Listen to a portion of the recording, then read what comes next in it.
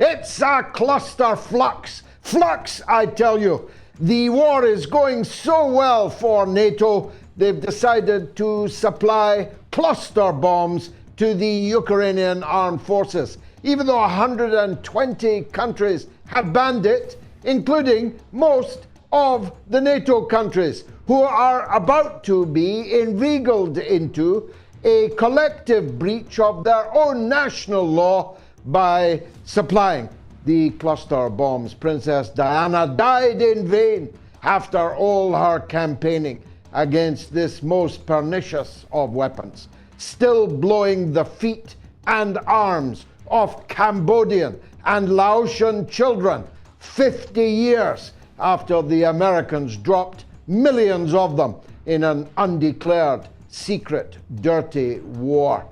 And speaking of dirty war, what an article I've just read about the Kinkora Boys' Home and the role that the British intelligence services played in what was effectively a honey trap of young boys who were inveigling politicians and other paramilitary leaders into sexual abuse, even rape, even murder of the children involved in that home. And right at the top, the apex, appears to be Lord Louis Mountbatten, the former High Hedian in the British royal family.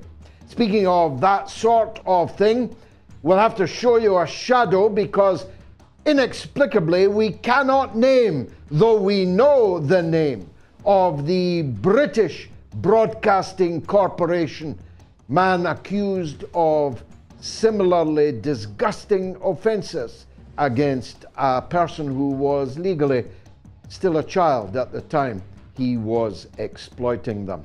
We'll be talking war and exploitation throughout this show with two super guests. Keep your seatbelts securely fastened, I promise you. This is going to be a bumpy night.